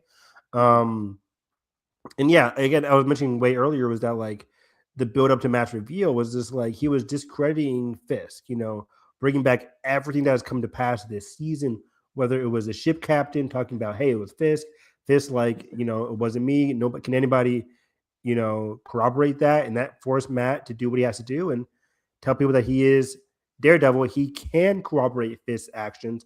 And because Fisk was involved in this case, it gets kind of messy, but because Fisk was involved in this case and has now been deemed discredible or uncredible, um, it kind of throws out the entire case against Karen because they were blaming Karen for all the vigilante chaos as it happened, whether it was on the ship where she was aiding and abetting Daredevil, or whether it was other things that has transpired this season. They're blaming it all on Karen. Once Matt successfully makes Fisk uncredible and uh, like lying and manipulative, that then causes the court to, which they're all live on camera, to say we got to dismiss this case entirely because too much evidence has now been proven to be wrong or uncorroborated now. They doing some Cole North redemption. Who's Cole North? I'm unfamiliar. Draven, who's Cole North? I know Cole from Infamous. I know Cole from Ninjago. Look at this nerd over here in Ninjago. Masters of Spinjitzu. What anime you think? No. Lego show. But so yeah, I think the build up with match reveal is really well thought out, really well earned. Great lawyer Matt content on top of great Daredevil content at the end of the episode. Yeah. I really do love the whole reveal moment. Like I love the build up between Matt and Fisk, where Fisk's like, you want to do this? And Matt's like, yeah. Yeah, I'll do it. And even Heather's reaction then, she's like, like, oh my gosh, like it's such a weird reaction. I can't even describe it. Like, is she in a sense of disbelief? Does she not believe it? Heather. Probably. She's like, oh. And somebody's like, this pushes her closer to becoming Lady Muse. How? Like, what are you angry about? So the guy that shot White Tiger in the show, and he turned on Pow in the last episode, a black dude with a scar on his face. Is he confirmed to have shot? I think so. Hector? But how is he getting redemption? From what? From what? He's a bitch too. He ain't do nothing. But he did the right thing in the end. He knocked out Pal. Can we kill Pal, please?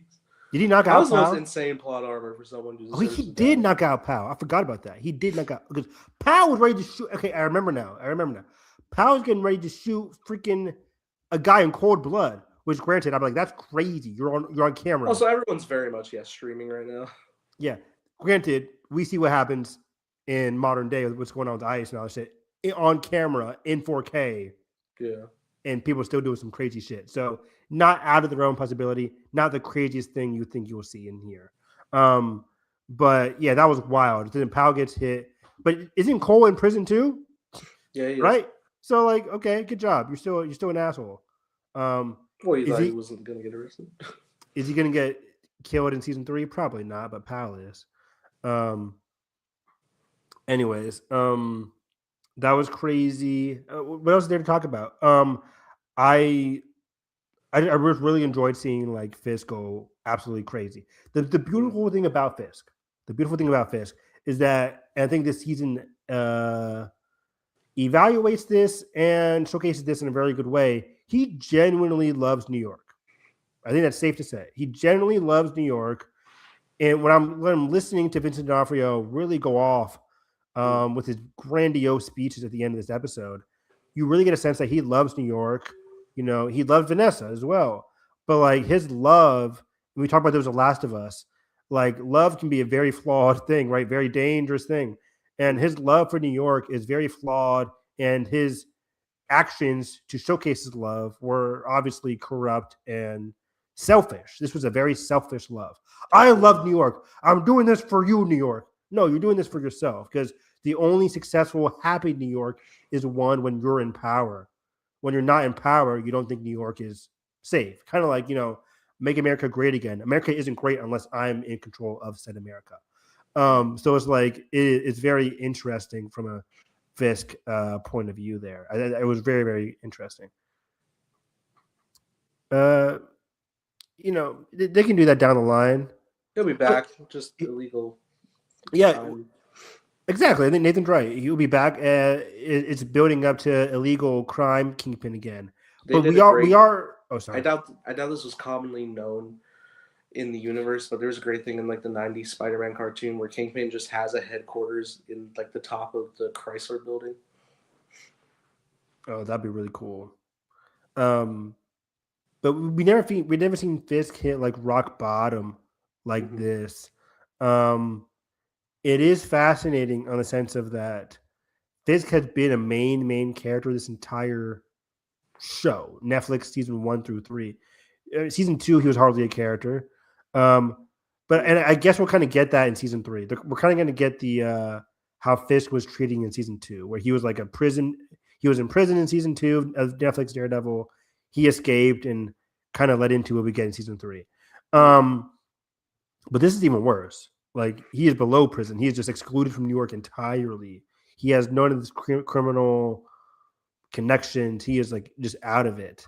But we are drawing a thin line. If he does come back, and then we get crime kingpin again, are we right back to where we started? I have seen that now recently Who, Fisk? in a beard. What? Just Vincent Uh, D'Onofrio?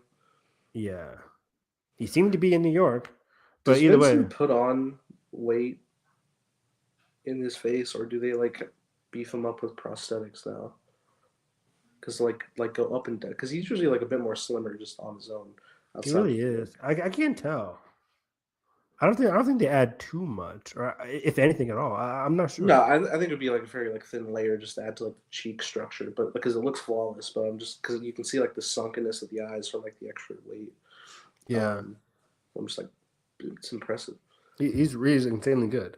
Um, but we are drawing a thin line where it's like how much because Born Again, even in contrast to like Netflix Daredevil, Born Again has situated Fisk as like the second main character. If you're not watching Matt, you're watching Fisk. Yeah. While in the Netflix shows, Fisk was like more of a position as an antagonist, where if you're not watching Matt, you'll watch BB Urick, you'll watch Foggy, you'll watch Karen, and then you'll get Fisk doing some dark stuff. But Fisk is like a second main character on Born Again compared to Netflix. Um, and I don't know where they're going for his character. Are we just gonna get back to crime boss kingpin, which would be different from things we've been seeing on Born Again, where he's been like mayor or evil. Now he'll be just like evil without the influence of mayor, which could be different for strictly this show. But then we'll get in Netflix again. So it's like I don't know how much we can keep doing Fisk. I don't know how much we can keep doing Fisk. But yeah, I don't want him to go either though. It's a tightrope. They should do him up like Spider-Verse Fisk. Yeah, That's a lot of weight. that's a lot of square footage. Uh, there's a yeah, there's a lot of like great stuff in this episode. Just like the little subtleties, especially during the courtroom stuff. I love when Matt's like doubling down to the jury, who like I'm very impressed how much the judge was like consistently like telling the other asshole or like sustain, Sustained. sit the fuck down. Yeah. I love that a lot. But it was a great moment where he had to like tie it back. But it's like remember what we asked at the beginning: what is a vigilante? What is a criminal? And like when he said criminal, he points right at Fisk in the gesture. I really like it. Peak. That was great. That was amazing. Let me go ahead and bring my wife back. Don't do that. Don't do that. Don't do that. Maybe, Does he even know that could happen? maybe. Is he knowledgeable about that? But yeah, I'm with you. Everything about the court was just so compelling and interesting, and it was everything I wanted. Again, we only got 2 episodes of Matt being a lawyer, but it was more than enough. I think it was very satisfying. And post Matt getting out of jail, which you'll probably get out of jail episode 2 or 3 next season. Say 4. Are you Price is writing me? Are you $1 me? 3.1. um, I think he'll get out fairly early, fairly early, but it will give a chance for Jessica, Danny, and Karen and Luke to fill that void as heroes because crime will still be rampant. I mean, it'll just be normal New York, but it'll But be Spider-Man's busy. Yeah. We gotta stop bringing up Spider-Man, guys. Come on. No, he's next. They're in Hell's Kitchen. They're in Hell's Kitchen. You know, Matt or Peter's like, everything going on in Hell's Kitchen, all that kind of crazy shit. Okay, but when we get to the Punisher special next week, we can fairly bring up Spider-Man because that's where he's going next. Fair enough, but even then, the Punisher, like he's going after a kidnapped girl or whatever. It's like Peter ain't doing that shit. Just like how Peter kidnapped his own youth in The Responsibility. Technical. Wow. But what was I gonna say? Karen was great this episode. Yeah, I really like the Karen and Matt relationship. It's never been bad. Yeah, it's really great stuff this episode. Like seeing them having like this happy-go-lucky scene in the beginning, I was like, oh, this is a dream sequence. But no, it was them like after their successful win, and then it was just inevitable. It was cut too short. For the fourth time. You got that right, Draven. Should I watch the Punisher show? What? Should I watch the Punisher show? I mean, I'm shocked you never watched season 1. I think I watched a couple episodes. It's a good show. I mean, it was not good. I mean, not bad. It was not great. It was good. It was a very fun time. I never watched season 2. I should have watched season 2. I heard people weren't a fan of how I made Jigsaw look. Oh yeah, it wasn't. It was Netflix Jigsaw. What a concept. But yeah, what else? I mean, it was just a very fulfilling finale. Very fulfilling. Just seeing the whole like one last kill my ass. Just seeing the whole riot at the end, like basically like January 6th was wild. And seeing people really fight back for what they believe is right. Fighting back against Task Force S was a great culmination of what we got in this season. It is very terrifying to see like Fisk with nothing left to lose, just wailing on civilians. Just disgusting. It was really. I was like, oh my god, boo! Most fucking boo. Crack. Insane. Like, get me out of here. It's like the fucking Vader hallway. Get me the fuck out of here. Like, I'm like, everybody, and you can't even blame people like going at him one at a time. People were trying to go at him together, and he was just like boxing everybody. It was insane. And yeah, like great Fisk and Matt final confrontation were like, is this my retribution? And it was just such a great culmination of their dynamic from the very first scene. Offer me grace. Right? From the very first scene that we saw of them in season 1 of Born Again. Messy as it was, the whole diner scene was about this, like retribution, grace, and like, I'll be there to stop you. If you go out of line, I will be there. When you're in the shower, I'll be there. When you're watching TV, I'll be there. Like, I'm always there, Fisk. I'm watching your ass. And he was. He comes in there to really, at the sacrifice of his own livelihood, stop Fisk. It was fantastic. Like, and again, we already had the box out, drag him out fight in episode like 7. So to get this, like again, as like a talking, dramatic confrontation, more emotional, more verbal, was really a good choice. Totally. But yeah, again, at least season 3 off in a very, very unpredictable state. Like, how long is Matt going to be in prison? What's going to happen while he's gone? Defenders. How much of the political landscape are we getting? What's going to happen to characters like Buck now without Fisk? Heather now without Fisk? Like, I'm good. Yeah, I didn't really need the Punisher and Fisk to get together, but it is a slight bummer. But they can always, group up or not group up. We could always get a Punisher Fisk confrontation any other season. But the one last thing, like with Heather, I'm not buying her character this season. I said every episode, I'm like, let me just wait. And the big thing by the end of this season, she puts on the mask.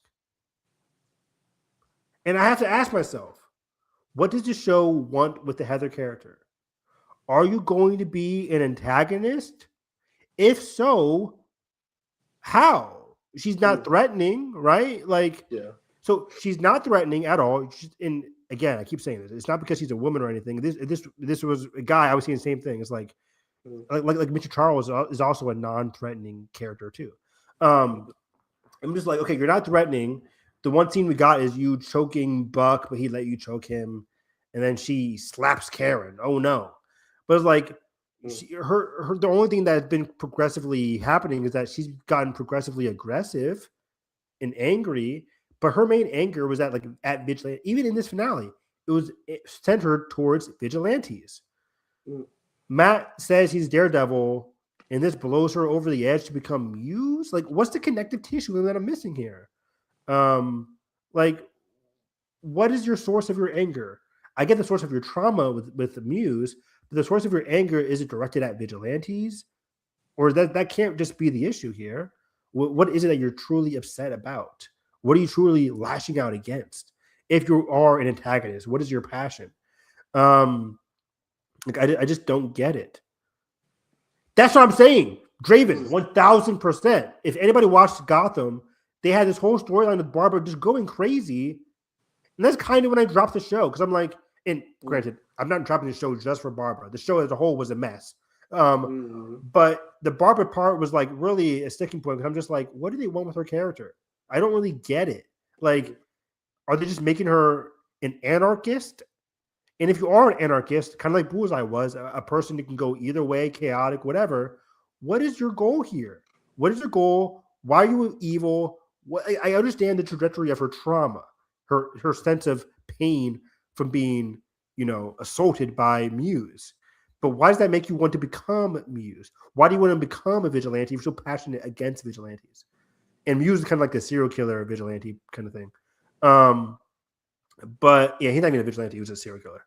But like, so what does she want to do? Is she going to end up killing people? Because if she does, that's bad writing. Because I don't think there's any kind of jump that we can make that can make her go from anything we've seen in this season to killing people in season 3. Like, what's the connective tissue? Why are you killing people? And if she secondly, becomes the vigilante to tarnish their reputation to prove her point. But at this point, vigilantes have gotten such the high moral ground given this case. I'm just like, I wouldn't be able to buy it. Yeah. But Look also, Spider-Man. Even Spider-Man, who's getting the key to the city, he's technically a vigilante too. Man, he's a superhero vigilante. Hell of a 180. That's honestly like great. Like, like that's probably like in regards to like the mayoral office to just like fix like reputation and whatnot. I'm just like, oh, how can we like step back majorly from the Fisk era? It's like, let's give Spider-Man the key to the city. Like, we're all behind heroes. Yeah, and that makes sense, right? Like the stepping, even outside of that, it was enticing trash at times. I like the first 2 seasons I was watching. The first 2 seasons, like when it was a detective show, like when it stayed in that realm of detectiveness, it was cool. Mm-hmm. But even people actually liked it when it got too goofy and not very much like simple detective stuff. Like they liked the comic booky stuff. I kind of liked the grounded nature of it all. But when it got too goofy, I'm like, okay, I'm kind of out of here. But that was just me. It was the tone was all over the place. It was grounded. It was goofy. It was grounded. It was goofy. It didn't know what. I did mainly watch for Riddler and Penguin. And they had a good characterizations there. But yeah, Heather, I'm just like, do you want to be a serial killer? I wouldn't buy it. Vigilante, definitely wouldn't buy it because you're against vigilantes. I don't know what they're going for her character. I just don't know. And we've had 10 episodes or 8 episodes, and I'm just like, I don't know what the show wants me to glean from her character. What is she breaking from? What is the breaking point for her character? I don't know. I don't know. Guess we'll see. And Mr. Charles as well is just like, I didn't like him this season. I think he was a mistake. Charles will return and is basically like, oh, he works for Dula Fontaine, whatever her fucking name is. Val. I'm just like, okay. Mr. Charles will return in Dark Avengers. Basically, but he's not a movie character. Sorry, not sorry. Maybe it's Matthew Lillard. They can sell. Scream 7 is the highest performing of the franchise. Don't start with me on that bullshit. I just like how they show when fuck it, let's throw in pretty much every villain, even though Bruce is like 13. Right? Over Gotham, yes. But yeah, they didn't care. They were doing their own shit. And we can't legally use Batman in this Batman show, even though we are Warner. Like, yeah, like we knew going in they can't be Batman. Bruce is a kid. I get that. But yeah. Anyways, what was I going to say? But yeah, so Heather was a mistake. Mr. Charles was again just a big mistake. They used him basically just to bring in Jessica and Luke as a way to be like, hey, this is what's been going on for them this season or since we last saw them. I just think he wasn't threatening, and where he started off like having a different funny vibe in episode 1. Ever since episode 1, when we saw him, he's just been annoying and just not intriguing. He's too much of a not a blank slate. He's too much of a weird governmental factor to just even make him interesting. He just worked for the CIA. They're doing some random shit in Asia. Like, I just think his storyline just didn't really connect with me. But again, besides Mr. Charles, besides Heather, the season was very, very strong. Daniel Blake stuff, great. Daniel and Buck, great. Vanessa and Fisk, fantastic. Karen and Matt, fantastic. Yeah. BB, I don't think was that used well again 2 seasons in a row now, and I'm just not vibing with BB. I thought she was pretty good. Yeah, she wasn't as bad as Fisk, or she wasn't as bad as Charles and Heather. Your boy Cherry. Cherry was hardly in the season. Thank God. I remember you were telling me, Jim was like, you don't care about Cherry. I don't. Yeah, he was like, Evan, what the fuck did Cherry do to you? I'm like, nothing. Fuck him. And that's the problem. Yeah, fuck him. But yeah, BB Urich was like, my main sticking point was that like she really played Daniel. It's like, do you like Daniel or do you not like Daniel? Because like if you really loved him, you wouldn't keep bugging him. But you bugged him and then you're shocked at the consequences. Like, why are you shocked at the consequences if you didn't know what you were getting into? I thought that ended season 1 when she was working with Fisk, I thought she knew what she was getting into. Kind of like a mole, kind of like not a mole, but just like, you know, getting inside access to Fisk while also making fun of herself was an interesting starting point. But then she just like whatever. I don't think so. I think that was a good. I think Ben Urich is like involved a lot in the comic run. He is. But I like the ghost of Ben Urich really fits in it. It really cemented Fisk as like a very imposing character. Even though, yeah, he just kills a reporter, but just like what Ben represented in season 1. He wrote about the Battle of New York. He did. He kept us canon. We couldn't say what it was. We just had to say Battle of New York, the New York incident. You know what it is. There was a Leviathan like crashed on a building. But okay. But yeah, like she didn't understand her consequences, but I want to see BB post Daniel. What is she really getting into? That can make some interesting stuff going in to season 3. And is season 3 going to be the last season of Daredevil Born Again? I don't know. We'll see what goes on. This season didn't have the highest viewership, but hopefully that doesn't matter. It's like doing a Batman show and killing off Jim Gordon in the first season. Is it really? Is BB that important as Jim Gordon? Are they in the same vein, Draven? You know more than me. You know more than me, but I don't know. I wouldn't go that far. Good finale though. Good, very strong finale. I think very strong finale overall. Very strong season overall. Definitely better than season 1. Very, very satisfied. Yeah. Just catch post credits. Go. She-Hulk and Matt fucking in a post credit was wild. Don't give me hope. Just kidding. Karen all the way. That'd be HBO. Yeah, Karen all the way. Karen all the way, baby. Till Electra's back. Till Electra's back. Man, what's gonna happen? Ben is a pretty good character. Yeah. Okay. But last conversation of the night. Last show, last conversation. The Boys. Season 5. Great episode. Is this whole season the backdoor pilot to the dude? I was hearing some people talking. I'm like, I can see it. Let's talk about that real quick. I think this was a great episode. No, yeah, I like the lead up to Bomb Site and his importance. Me too. I tweeted out. I was like, "Are we going to get any movement with V1?" I liked last week's episode. You heard me on the podcast. I liked last week's episode. It was fun, and it was a character focused episode. But we were still kind of like dragging. But I'm like, are we going to get anything with V1 this episode? We do. We get some good stuff here. Given the character of the legend, introducing Bomb Site. Like finally we see Bomb Site. Finally we see the V1, and we see the implications. The next 2 episodes are going to be crazy. I don't know what they're going to do. Boy, I miss Gen V. What if they're just not in the season though? They're not in the season, and we also don't have the season 3 coming. What do I do? They're like, we're gonna save them for the next expansion in the boys' universe. What does that mean? Is it a I'm new still very much. school? If they want to just like hard reset to like it's a new school, it's a new era, fine. Just give me a confirmation of something. Right? Because Gen V season 2, I like season 1 more than season 2, and but I didn't hate season 2. I think season 2 is a very fun season. Yeah. Carried by the antagonist, of course. Carried. Oh, really good. But like, I think season 1 had better character dynamics, and season 1 was more so like a fun college show. And then at the end, they bring in Homelander. Season 2 dealt with too much with Marie being like the savior. Like Marie was so important. Her arc was like she is so important because she could possibly defeat Homelander. Like they made her arc all about defeating Homelander when it's like, no, make her a powerful character, period. Like Yeah. make her like I just feel like they could have wrote her arc differently.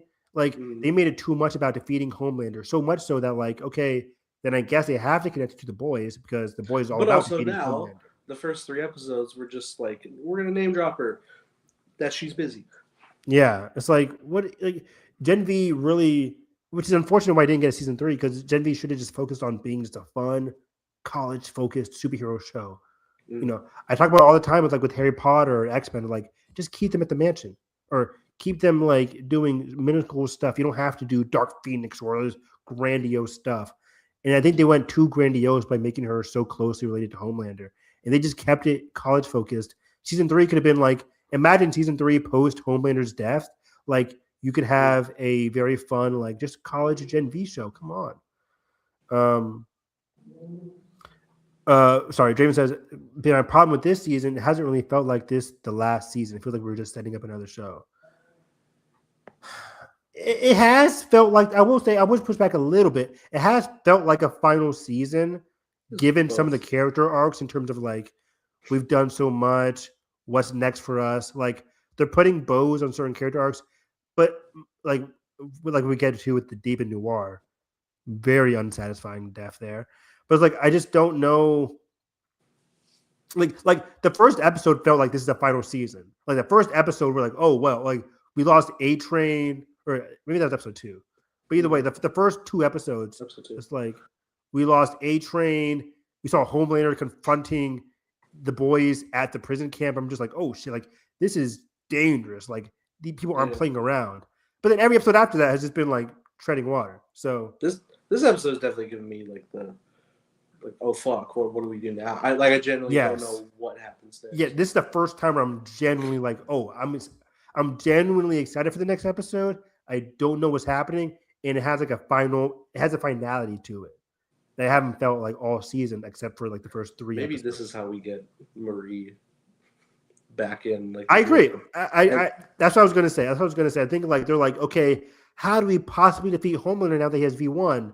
Well, yeah. It's true. The most likely thing is maybe Marie would be able to remove the V1 from his bloodstream. Or what if we did a blood transfusion and upped our soups for a fair fight? I don't know. Right? I mean, does V1 make you like unable to get like scratched? Like you can still get boxed, right? If it's V1, like Homelander has V1. He's gotten beat up plenty of times. Or not Homelander, but Soldier Boy has V1, and he's gotten beat up. So that's true. Also, Soldier Boy has the ability to null your V1 as well. Well, would he do that given he gave him the V1? No, he wouldn't. No, not right now. But god damn it. What if we bloodbend him to do it? I keep thinking, how does Marie win? But speaking about that, like Citrus Sage really sold. Oh, speaking of that, they kind of lost me with Sage this season. I wouldn't say they lost me with Sage this season. I like Sage's arc this season where she's just like, I just want to be alone. We talked about it like last episode or last podcast where I'm just like, Sage's arc is the Twilight Zone where it's just like, fuck the world. I just want to read a book. Like she just wants to. And now she's had her broken glasses moment. Bingo. Which is cool. Like, and that's an interesting thing is like seeing her reasoning, like in her motivation. I was like, okay, that feels the boys. But now I am very intrigued by her involvement with us now because now she's like, oh fuck, I don't know where we're going from here. Like she now has to like recontextualize the chessboard to see what outcome she can now get. Like, I think she's gonna have to be like, all right, fuck, I'll help you guys, like, for real, because there's no other option that's good for me. And I was initially upset. I was initially being like, "You're the smartest character. How'd you make a mistake?" But Yeah. it is the issue because like this wouldn't have happened because I get Sage selling or creating conflict between Soldier Boy and Homelander. That worked for a time. Soldier Boy felt betrayed by Homelander. Yeah. But then she makes the further mistake of texting. The biggest mistake was texting him their location in the third act, where then Soldier Boy comes in and then he proceeds to give Bombsight's V1 to Homelander. If she wouldn't have texted Soldier Boy, then Homelander arrives, but by then they could have just grabbed, because they had Bombsight in their grasp. They could have, or maybe they didn't have Bombsight in their grasp. I don't know. I forget the scenes. But like they could have destroyed the vial before Homelander arrives. Yeah. Or maybe Homelander was inevitable and he was just gonna kill Bombsight to get V1 regardless. But either way, so Citrus Sage kind of sold, but it is kind of difficult to write a super smart character. They have to make mistakes. You can't have a super smart character and not make a mistake. Because you know how many mistakes Charles Xavier makes in these movies? The character is only as smart as the writers. Whenever you have a super smart character, like the writer, the writer tells you how smart they are. Yeah. And if they are the smartest character, then like, oh, they can't make any mistakes, and that's boring. So she made a mistake, and again, the mistake was like texting Soldier Boy. Not the mistake wasn't like creating conflict between Soldier Boy and Homelander, because that worked. That worked for a time. Yeah. She just couldn't predict that, like, because even then, like, the father-son angle isn't what compels Soldier Boy to give him V1. It's more so the Stormfront angle, right? Yeah. To give him the V1. Yeah, that was his little words. It was like he doesn't like the idea of giving Homelander the V1, but it's what she would have wanted, and he cares about her more. Yeah, which again is more so Vought Rising spinoff stuff. Because before this, he was with like the Crimson Countess, so it is messy. Didn't she just have Ashley Russobo's mind, and she was like, "Hey, he probably doesn't hate Homelander that much after all." No, I mean, I forget what the quote was, but yeah, like it was mixed. It was like yeah, he really hates him, but like also that's his son. Yeah, he really hates him, but that's his son. Like there's like a weird vibe to it, which connected to why they were working behind Sage's back in the first place. Like because Soldier Boy, and granted, we saw it literally last week with Soldier Boy helping out Homelander. Like they've been working behind Sage's back. So Ashley telling Sage, "Oh, Homelander and or Soldier Boy slightly values Homelander more than you think." That clicked Sage to being like, "Oh, they're working behind my back. They're working against me. I got to split that up." She then proceeds to do the video to split up that connection that has been forming, and it works. So that all tracks. Like post Ashley reading his mind, that all tracks. Again, I don't think the mistake was because she realized that they are close, and she tries to split it up. That works.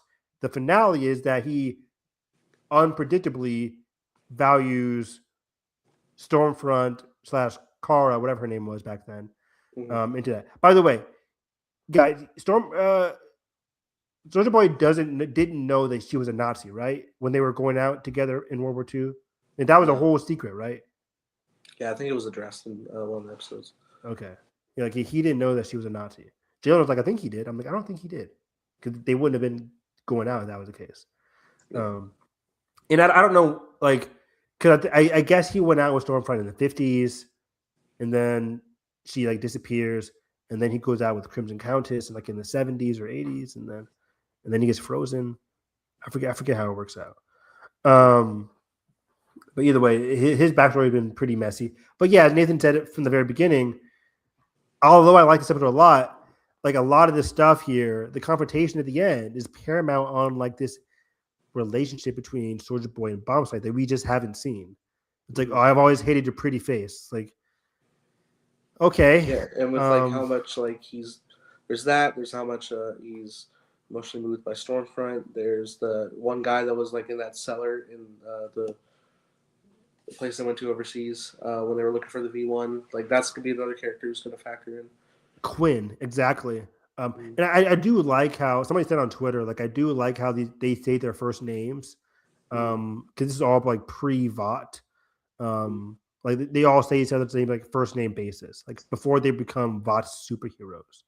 I mean, even if he did, he would still be down with that, knowing even if he did, he would still be down with that, knowing how he know how Soldier Boy is. Um, I mean, I guess, but like it's hard. It is hard to predict Soldier Boy, but Sage is always like leaning on the side of like how predictable these people are, Yeah. and I get what you're saying, Draven, but I don't mind. It all comes down to Sage making a mistake. We all know that she does. She Yeah. did, 100%. It's just like, do you vibe with her making that mistake? And I do. I initially was like confused about it, like how did this happen? But I vibe with it. You know, it makes things unpredictable. Whatever. Mm. But I Sage really as a like. character has been really good this season. I really like her. I don't care.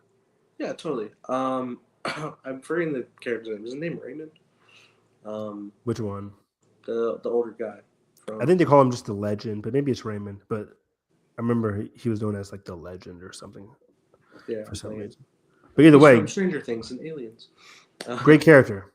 Yeah, really good. I really love the scene he has with Homelander by the end. Fantastic scene. Of just like he's very accepting of like his time and whatnot. Like he's just kind of tired and he's like not running. And Homelander is very taken aback by it, just being like, "What, you're not scared of me?" Because everybody else has been, obviously.